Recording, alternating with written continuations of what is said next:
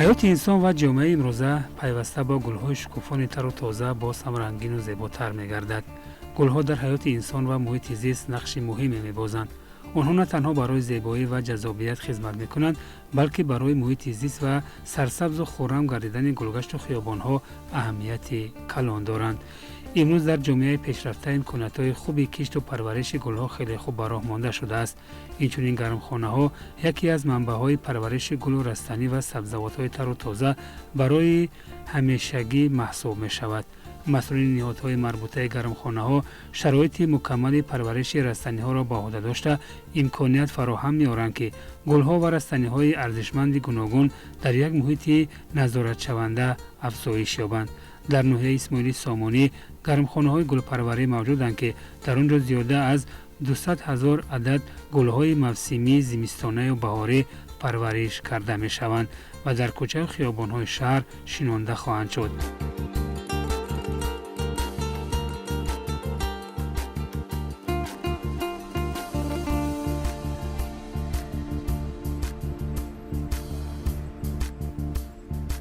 чуне ки ба ҳамагон маълум аст, ки дар 4 ноҳияҳои шаҳри Душанбе ҳама ба парвариши гулҳои мавсимии зимистона ва гулҳои мавсимии баҳор ва тобистона мебошанд, ки имрӯз мо аллакай парвариши гулҳои мавсимии зимистонаро рӯзҳои ба шумор мондааст, ки ба анҷом мерасонем ва ба парвариши гулҳои мавсимии баҳорӣ оғоз намудаем. кӯшиш мекунем, ки дар фасли баҳор мо аз гулҳои мавсимии баҳорӣ, яъне ки салвия, тоҷи хуруз ва петуния, аз ҳамин гулҳо истифода барем. аллакай мо аз гулҳои чуне ки пештар қайд карда гузаштем, аз гулҳои мавсимии зимистона мо зиёда аз 200 000 ба кӯчаву хиёбонҳои ҳудуди ноҳия бароварда шинондем. аллакай мо зиёда аз 150 000 гулҳои мавсимии баҳорӣ коридагем. кӯшиш карда истодем, ки рӯзҳои ба шумор онҳоро ба қуттиҳои полиэтилени, яъне ба тӯбак гузаронем ва дар фасли баҳор, яъне ки оғози фасли баҳор оғози наврӯз аст, мо кӯшиш мекунем, ки дар наврӯз ин гулҳоро дар кӯчаву хиёбонҳо гузаронем ва зебоии шаҳрро дучанд гардонем.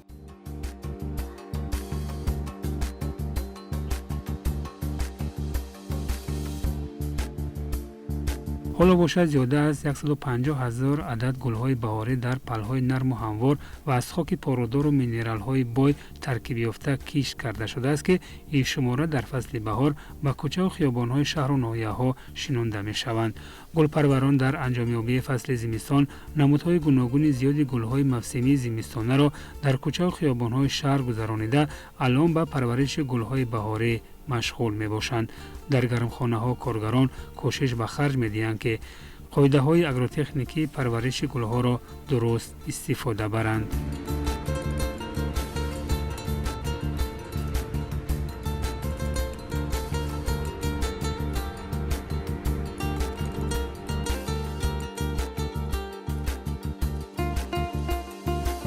гулҳое ки ҳозир айни ҳол дида истодем, ин гулҳои мавсимии виола ва капус аст, ки аллакай ба наздикӣ дар кӯчаҳо шинондани инҳо ба анҷом мерасад.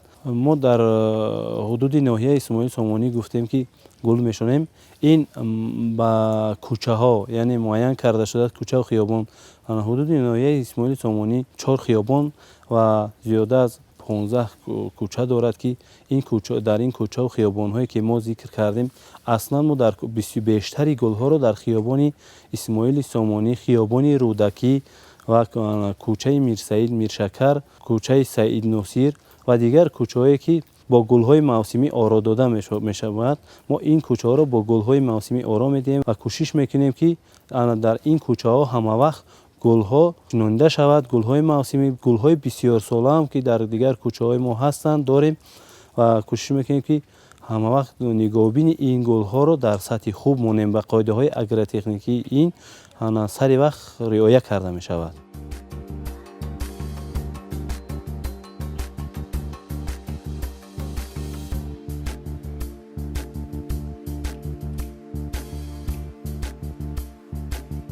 در گرمخانه در برابر پرورش گل‌های موسمی باز گل‌های بسیار ساله به راه مانده شده است که عین حال همه نمود آن به نقشه گرفته شده است.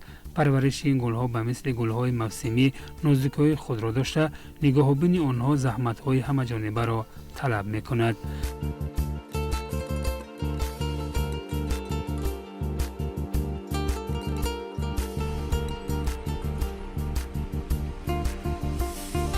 در برابر گل‌های موسمی ما گل‌های بسیار ساله داریم که این گل بسیار ساله ما صدبرگ میباشد. گل‌های صدبرگی سفید، صدبرگی سرخ و صدبرگی زرد، یعنی گلی زرینه میگیمش. در خیابان اسماعیل سامون، در خیابان حافظ شیرازی، در کوچه‌های کرموف، کوچه‌های میرزا ترسونزاده و دیگر کوچه‌ها شینانده شده است و شیناندن را ما الکی آغاز کردگیم. موسمی شیناندن گل‌ها ادامه دارد در این کوچه‌ها. گل‌های موسمی که ما قلمچه می‌کنیم، این گل‌ها را ما در گرمخانه اول مدت یک سال یا از یک سال زیادتر هم که 20 هیچ گم ندارد ما پرورش میکنیم با کوچه‌ها میگذرانیم. ما الکی گل‌های را در کوچه‌ها شینانده است که اینا زیاده از یک سال 2 سال شده است که ما در کوچه‌ها میشنونیم گل‌های موسمی گل‌های بسیار ساله را.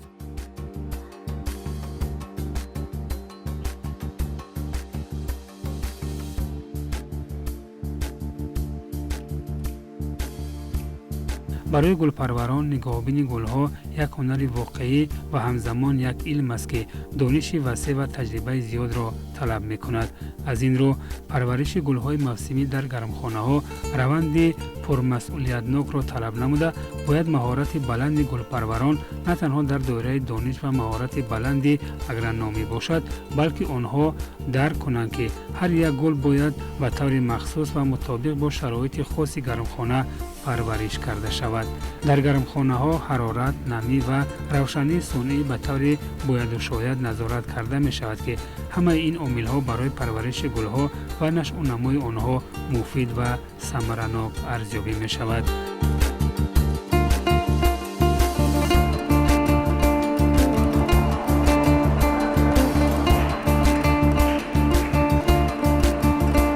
ما از ماه سپتامبر این جانب با کاریدن گل‌های کرمگل ویولا مشغول هستیم که این گل‌ها تا تیار شدن طول 15 روز را در بر میگیرد.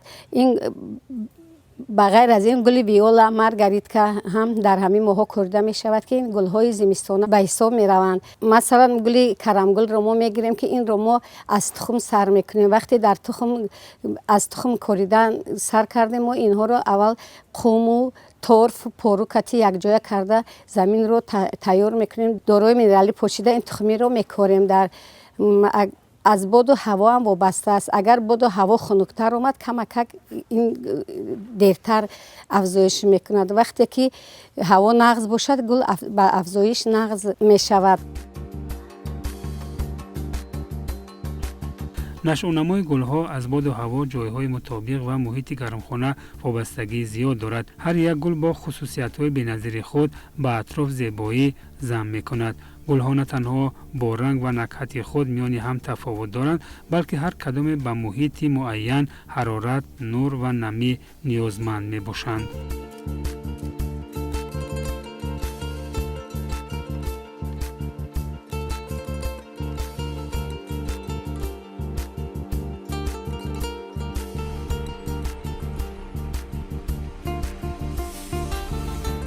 داخل گرمخانه ما با گرمی تامین است. وقتی که گرمخانه با گرمی تامین باشد گل نغز افزایش میکند. وقتی که آفتاب برآمد زیادتر شده گل‌ها نغزتر افزایش میکنند. وقتی که گل‌ها بلندتر شده ما اینا را در تبک‌ها گذرانده داروی مینرالی میپوشیم. بعد شیناندن 1-2 روز روبرو آب میریزیم. وقتی که کمک نغز شدن مابین در یک هفته یک بار آب میپوشیم. وقتی گل‌ها را ما در تبک شیناندیم آنها را بعد از نگاهبین برگ‌های زرد شدهش رو تازه میکنیم. نگاه میکنیم که چی کمبودی دارن، کمبودی‌هاش به دارو محتاج باشن دارو میپوشیم.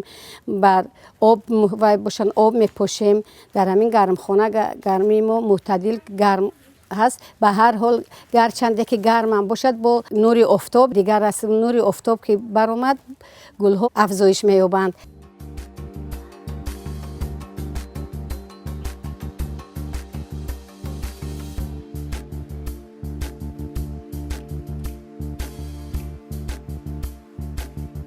در گرمخانه‌ها آمادگی پرورش گل‌های موسمی بهاری خوب به راه مانده شده است.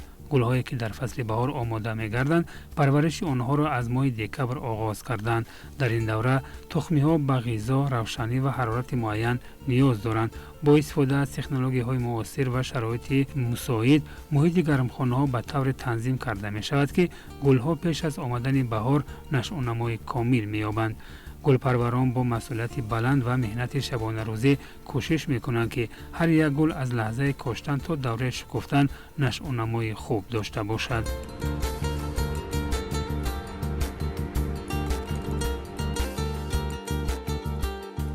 وقتی که گل‌های ما بلند شد به کوچه و خیابان ها برده میشنونند. گل ویولا را در نظر داریم که این هم از تخمی تیار می شود. با این هم داروی مینرالی پارو یک جایه کرده میکوریم. گرچنده که از باد و هوا وابسته است، اگر خنک شد کمک اینها با افزایششان کمتر میشن. وقتی که هوا گرم شد و درجه گرمخانه گرم است، گل ها نغز افزایش مییابند. گل هم مثل یک فرزند، یک طفلی هست که این رو با نازکی ما نگاه و بین میکنیم. نظر به گل کرمگل، گل ویولا آب رو نغز میبیند، چون که این گل طلبگار آب میباشد.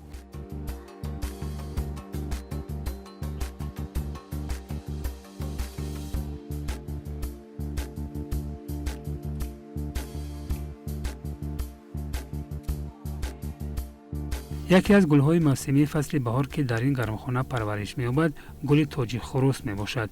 این گل زیبا با شکل نازک و رنگ جذاب خود شکوه بهار را افزونتر می‌کند. پس از نشأ و نمای اولین در خاک، آن را با دقت به تبک‌های مخصوص پلی اتیلنی می‌گذرانند که این روند برای محافظت و رشد سالمی گل خیلی مهم ارزیابی می‌شود. این گل در تبک‌ها با غذاهای ضروری تأمین کرده می‌شود تا که ریشه‌های آن پرقوت و پایه‌اش مستحکم گردد. در این مدت متخصصان گلپرور حرارت مطابق را تأمین می‌نمایند تا که گل‌ها زودتر و با صفت نشأ و نما یابند. زمانی در شرایط گرمخانه رستن این گل تقریباً 15-20 روز را در بر می‌گیرد که در این مدت گلپروران آن را نگاه و بین می‌کنند. بعد پوره قد کشیدن این گل در تبک‌ها آن را همچون گل آرایشی در فصل بهار به کوچه و خیابان‌های شهر می‌برارند.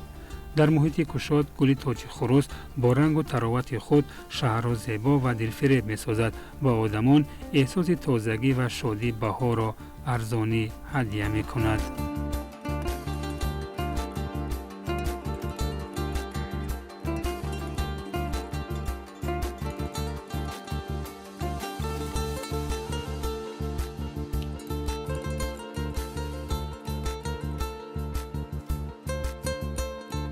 گل تاجی خروس هم یکی از گل‌های آرایشی می باشد که این هم در برابر با گل سالویا مانند بوده کمک پیشتر افزایش میکند که وی در مدت 15-20 روز می سبزد. در مدت این 15-20 روز ما گل‌ها رو آب پاشیدن نگاه و بین کرده توبک تیار میکنیم که تا تیار شدن و یا توبک ها تیار باشن. وقتی که توبک ها تیار باشن آب دارو پاشیده گل‌ها رو به شیناندن تیار میکنیم.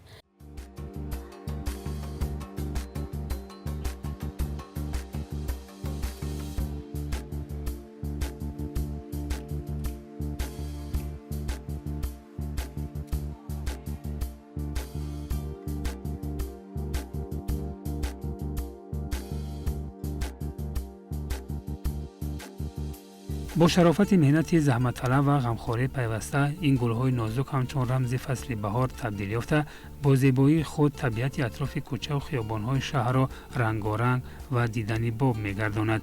پرورش بروقتی گل‌های بهاری امکان می‌دهد که با فرا رسیدن فصل زیبای سال، گل‌ها آماده شکفتن و زیبا گردانیدن محیط اطراف باشند. گل‌های بهاری نه تنها طبیعت را رنگارنگ می‌کنند، بلکه به انسان‌ها احساس تراوت و تازگی می‌بخشند.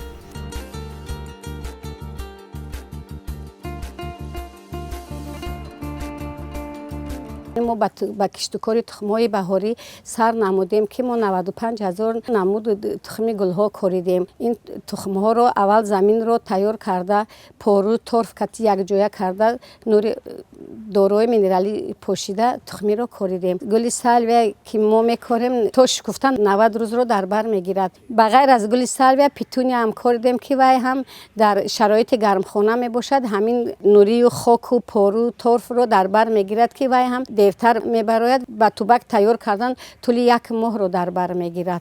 گل‌هایی که ما در توبک میگذارانیم آنها هر سحر و بگاه آب میتیم که تستر افزایش یابند، پژمرده نشوند. بعد از افزایش یافتن در 2 هفته نقص شده گل دارو زده، داروی مینرالی میزنیم که به هر خیل کسلیا گرفتار نشوند. ما کوشش میکنیم، ما زنها مادران که این گل‌های شکفته خود رو در کوچه و خیابان‌ها دیده ما خیلی خرسند میشویم. ما مادرها زنها از کار خود خرسندیم که شهر خود را آباد و زیبا گردانده ایستاده ایم. 25 سال اینجانی من در ساحه گلپروری کار میکنم. بعضی وقت در گلگشت‌ها آدم‌ها میبینیم که گل‌ها رو زیر پا میکنن، میسه رو زیر میکنن. با ما محقور نیست چون که مهنت ما است. ما برای مهنت خود دلمون ریش میشود. باید هر یک انسان به قدر مهنت یک کس برسد.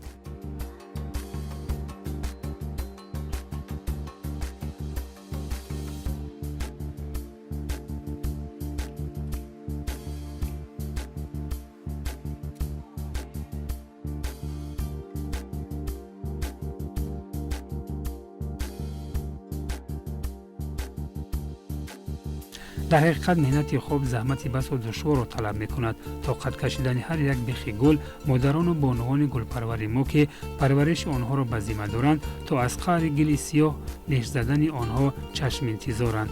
در اول هر یک تخم گل را در زمین نرم و هموار و خاک‌های از مینرال ها بوی کش نموده، بعدا آنها را مثل طفلک نوزاد پرورش و نگاه و بین می‌کنند. برای همین هر یک شخص هنگام گشت و گذار در گلگشت و خیابان‌های گلپوش به قدر زحمت‌های شبانه روزی مادران و بانوان گلپرور باید برسند و گل و میسه ها را زیر پا نکنند. معرفت بلند شهرنشینی باید مرام و مقصد هر یک شهروند باشد. شهر ما خانه ماست.